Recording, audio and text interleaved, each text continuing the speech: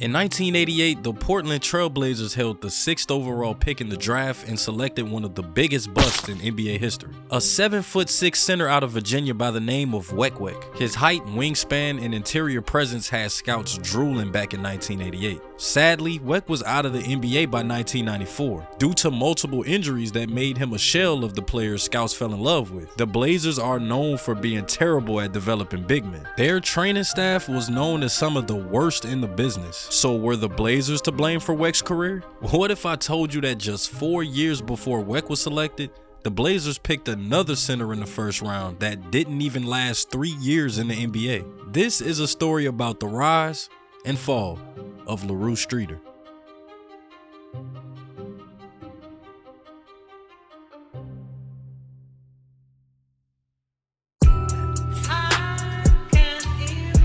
LaRue Elroy Streeter was born March 13th, 1963 to Lawrence and Maxine Streeter in Stillwater, Michigan. He is also the first cousin of NBA Hall of Famer Pervis Namor. Just a fun fact, but back to the story. Living in the Sunnyvale projects in the early 70s was definitely a treacherous place for any kid to grow up in. A serious gang war was brewing between the Vice Kings and the Cardinals. With both parents working non-stop and being the only child, LaRue was mostly on his own. He said this in an interview in 1985.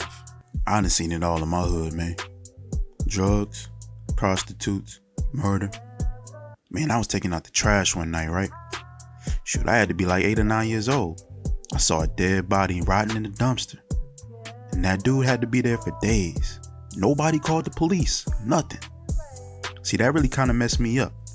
But I got used to it after a while. In his 2007 memoir, he talked about how he actually hated playing basketball in his childhood years because the other kids made fun of him for his funny style of play. They said he shot the ball weird, dribbled funny, so he didn't really care for the sport at first. When LaRue was 12, he began playing basketball for the Sunnyvale Kings organization, a youth team founded by local gang leader Benjamin King. This is where he met a guy by the name of Reggie Dumas, who became his mentor. He really was the one who showed LaRue how to play the game of basketball, and he also met his future partner in crime, a local kid by the name of Kenny Williams. See, my boy Kenny, he was one of the freshest brothers on the block when we was kids. And I used to ask him all the time, yo, Kenny, man, how the hell you getting all that stuff, man? We living in the projects. Man, ain't no way in hell your mama bought you all that stuff. Man, this dude looked at me dead in my face and said, you can get threads just like me if you get down with the Vice King Nation. See, I knew Ben King was a serious street dude and all, but he looked out for the older guys in the neighborhood. And he started a whole basketball team for us to stay productive. Plus, I was getting older. My parents were struggling and I had to be fresh for the girls. See, this was my opportunity to change my situation. Plus, I respected King's vision. So that day, I decided to get canonized and join up with the Vice Kings. At just the young age of 13, LaRue joined the Vice Kings and began selling drugs with his friend Kenny, completely quitting basketball for the next 4 years. By the time LaRue was 16, he was known as Dirty Red on the street, involved in a lot of illegal activity, racking up numerous arrests. But he had money, nice clothes, a car. Bro even had his own loft in Prawn Court. He was the man all through high school. Everybody knew Dirty Red in Stillwater. Dirty Red was known to be involved in a lot of burglaries. He repeatedly robbed the same liquor store to the point that the owners knew him by name. Living that type of bad boy lifestyle, you know LaRue had all the females. He was what some would call a ladies' man. At just the age of 16, he had already fathered a child, a daughter named Layla. He was living a crazy life for a kid that age back then. I mean, it's normal now, but back then, that was kind of crazy. But you know what they say, you reap what you sow, and things came down crashing quickly for LaRue. The day was March 13th, 1980. It was LaRue's 17th birthday, and he went to a house party with his friend Kenny and a few of the other guys from the neighborhood to celebrate. LaRue ended up getting into a heated argument with a rival gang member over a girl. Serious words got exchanged, and the rival gang member drew his gun attempting to shoot LaRue, but hit Kenny instead. Kenny unfortunately passed away at the scene from his injuries, which really traumatized LaRue. And to make matters worse, he would be arrested days later for selling drugs in the school bathroom, causing him to be kicked out of West Shivington High School for the remainder of his junior year. And then 2 months later, his father died after suffering a stroke. His last words to LaRue were, "You disgust me. May the Lord have mercy on your soul." And LaRue slapped his father on his deathbed, bruh. This dude was really insane. But shortly after his father's passing, LaRue realized he was going down a very dangerous path and decided to change his life around and make a vow to make his father and Kenny proud. He knew in his heart he was the one that was supposed to die at that house party. He had to be here for a reason. The only option he knew was sports, so he was going to try to make it to the NBA. And something very strange happened by the end of that summer that would help him achieve that goal. He hit a crazy growth spurt by the end of that summer, going from 6'1" to 6'5". He transferred to the prestigious Stillwater Prep for his senior season and got back in touch with his old mentor Reggie Dumas, working out every day before the season, which paid off tremendously because he absolutely dominated that year, averaging 18 points, 15 rebounds, and 3 blocks per game, despite not playing competitively since he was 12 years old. By the end of the season, LaRue only had 2 schools interested in him, which made sense because nobody knew who the hell he was because he basically came out of nowhere. And it wasn't like how it is now with the Ball is Life mixtapes, the social media, TikTok, and all that good jazz. Back in those days, people knew how good you were just off word of mouth, the newspaper and shit. Stillwater University offered LaRue a full ride, which he quickly insisted on accepting. But his mother and Reggie, knowing that if he stayed home, he would end up dead or in jail, told him to give the other school a chance to make their pitch. And that school turned out to be Bowling Green State University. Reggie Dumas was childhood friends with Bowling Green's head coach,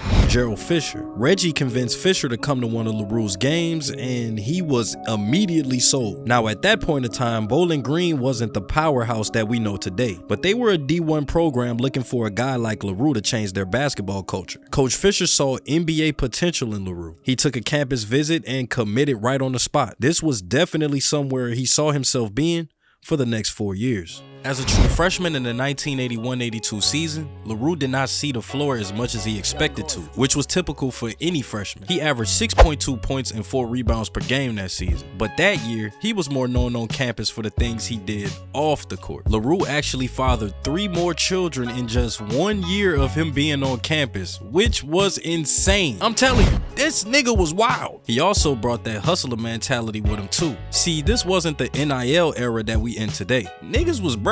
You wanted something, you really had to get it out the mud. He started selling single cigarettes out the trunk of his car just so he could afford to make jelly and cheese sandwiches for dinner. It's even been alleged that he was robbing people around town at Spork Point. They say he was out here robbing people with sporks, bro. I can't even make this up. By his sophomore season, LaRue was finally in the starting lineup. And let's just say, that year, he got straight to business. LaRue came in listed at 6'7", 235 pounds with a massive 7'4" wingspan. Now, most would say that he was very small for a center, but you couldn't tell by the way he was dominating the competition. He had a real angry style of play, like straight vicious. One of the most aggressive basketball players I've ever seen play. This dude was nuts. He was absolutely ripped and strong as an ox. His jump shot was funny as hell, but it was still smooth in a way. He had elite speed. He could bring the ball up the court with no problem at all. I guess you could say them foot chases with the police paid off after all. He was a great passer, an elite defender with huge hands. He could guard every position on the court. Defenses had absolutely no idea how to stop him. And Coach Fisher knew what he was doing by putting him at the 5. And he kind of played like a guard too if you really pay attention to his film. The game plan for Bowling Green was to get LaRue the ball almost every time. No questions asked. It was safe to say he had all the attributes of a future NBA prospect. He finished his sophomore season averaging 22 points,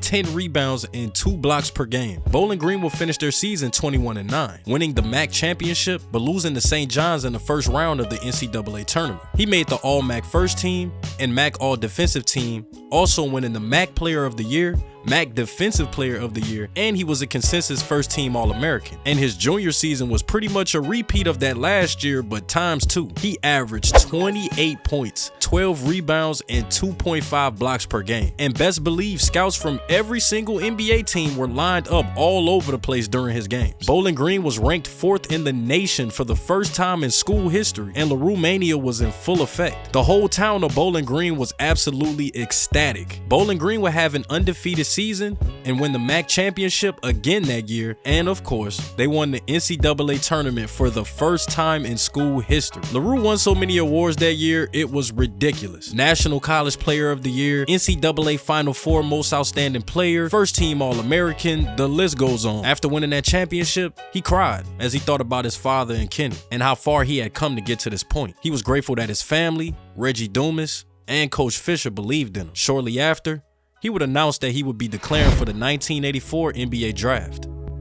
The Portland Trail Blazers held the first overall pick in that draft after an abysmal 14-68 season, and the Blazers would go on to select LaRue first overall in that 1984 draft. And fun fact for y'all who don't know, his cousin Pervis Namor was drafted first overall literally 4 years later to the Clippers in 1988. Okay, forget about it, we back to the story. During the summer, LaRue would play on the 1984 United States men's Olympic basketball team coached by Bobby Knight. Knight claimed that LaRue threatened him with a small pocket pistol after calling him lazy, and also threatened multiple teammates in practices saying, "Try me on VKN, I'll smoke one of you niggas." And once LaRue settled into Portland after the Olympics, he immediately realized he hated the city, and it showed very quickly. He had already threatened staff members, punched a Blazers trainer for touching too close to his hot spot. He even gave general manager Hank Magnuson a wedgie after innocently asking LaRue how his flight was. He got back on that dirty red type timing, and it came out of nowhere. I think the money and the power got to his head because he was calming down when he was at Bowling Green, but who knows. But on the court, things were insane for LaRue. He had an amazing rookie season, averaging 20 points and 9 rebounds a game. Even though his teammates absolutely despised him because he was a ball hog, his teammates would literally move out the way just to let Buddy cook. He won the Rookie of the Year award and earned first team All-Rookie honors. Even though he was an absolute menace off the court, he was still putting up great numbers for the Blazers. And in his second season, he would improve to 22 points, 10 rebounds, and a block per game, earning his first All-Star selection. He was involved in almost 10 different fights that season, all type of wild stuff. In a game against the Sonics, he slammed a referee on his neck for calling a defensive foul on him. And in another bizarre incident, he knocked out a camera guy for getting his bad side. Suspension after suspension, the fans still loved him in his questionable antics. LaRue made the All-Defensive second team and the All-NBA third team in just his second season. The now 23-year-old was on the top of the world, deemed the bad boy of the NBA. The Blazers front office absolutely despised him, but they knew he was the franchise player for this team. But on September 30th, 1986, everything would change. It was just an ordinary Tuesday night. LaRue spent his summer in Stillwater and was supposed to be heading back to Portland for training camp the next day. That being said, he decided to go celebrate at a club before he left with a few friends, most importantly his Vice King crew. Him and his crew went out to a local club called Cox. Everybody was having fun. People were drinking, dancing. LaRue started throwing money in the air. It was a blast. And then LaRue got on some dirty red type timing. He was in his hometown with his crew. Who was gonna test him? The story goes, he approached this woman and began flirting with her. She knew he was a famous basketball player, saw him throwing up money, blah, blah, blah. Moral of the story, shorty was gone. Then her boyfriend, a man named Webster Winslow, who was actually the older brother of Stillwater's future mayor, Marshall Winslow, who was brutally murdered in 2006. It's a wild story, but anyway, Webster wasn't happy that LaRue was talking to his girl. Now, Webster was a pretty short dude compared to LaRue. He was about 5'8", 170 pounds or something like that. So LaRue is towering over him, making him feel like a bitch, basically. And Webster is like, "Hey, bro, this is my girl. Show some respect and let me and my lady enjoy the night," type shit. Remember I told y'all, this nigga LaRue has huge hands, right? So he takes his whole hand and mushes Webster out the way and goes back to talking to Buddy's girl like, "So where were we?" Webster is absolutely furious at this point. He starts talking crazy to LaRue like, "You don't know who you messing with, out in that little NBA career of yours," things like that. And then LaRue just snapped his fingers and 10 of his Vice King partners came out of nowhere and started whooping this nigga's ass. And to make matters much worse, LaRue picked Webster up off the ground and slid his whole body across the bar table. Then he slammed him back down on the ground and poured a whole bottle of vodka on his head and allegedly said, "Drink up." Wow. Wow. LaRue and his entourage left the club, and of course, he took dude's girl with him. So the whole crew is just hanging out in the club's parking lot, laughing, talking about what just happened. And all of LaRue's homies ended up leaving before he did because LaRue wanted to be alone while he spit game to the shorty for a minute before he took her back to his crib and got his GBs off, you feel me? And LaRue drove himself there, so everything was good. Once Webster finally got the strength to get off the ground, he angrily stumbled out the club and went straight to his car. People were laughing at him and shit, pointing at him. It was kind of messed up. And LaRue is boldly still chilling in the parking lot, rizzing up dude's girl right after beating his ass. Webster sees this and approaches LaRue with a very menacing look, pulled out a gun, and shot him 4 times. Yeah. LaRue was rushed to Stillwater Memorial Hospital and went through an intensive surgery. He survived his injuries, but will be paralyzed from the waist down, being wheelchair bound for the rest of his life. And that completely ended his NBA career. Pervis Namor once said this in a 2002 interview with VSPN. Red had all the God-given ability to be successful in the league. He was just too reckless. I talk to him almost every week, and he tell me and my son don't ever end up like your cousin Red. It's really a sad situation when you really think about it. He would have been a first ballot Hall of Famer if that night never happened. In present day, LaRue mentors kids and has his own AAU program in Stillwater and a skills academy, still making moves at 61 years old. He is a completely different person than what he used to be, and he often says that the shooting was for the better because he lost himself a long time ago. He always felt like Kenny's death was on his hands, a stupid argument all over a girl, and it's crazy that he's in that wheelchair for the rest of his life over a girl. He never got to achieve what people expected of him in the NBA, but Bowling Green never forgot what he achieved while he was there. He single-handedly changed their program that is still thriving today. Players like Fergus Crumble, Melvin Slaughter, Antonio Summers all went to Bowling Green because of LaRue Streeter, and all of them turned out to be first-round picks with successful NBA careers. His alma mater will retire his iconic number 54, and he was inducted into the Bowling Green Hall of Fame in 2003. He would also be honored with a statue in front of the Stroh Center in 2022. Coming from where he did, it's incredible to see what he accomplished, even if it did get cut short. He inspired a style of play that Hall of Famer Bernard Ward would dominate the NBA with in the late 90s. And Bernard inspired an even younger generation. None of that would have happened if it wasn't for LaRue Streeter. If that night would have never happened,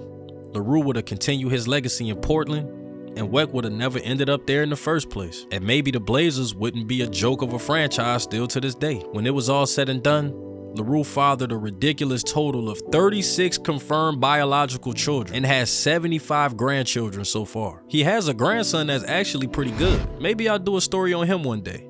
This was the story of LaRue Streeter, one of the biggest what-ifs in Vzn Sports Universe history.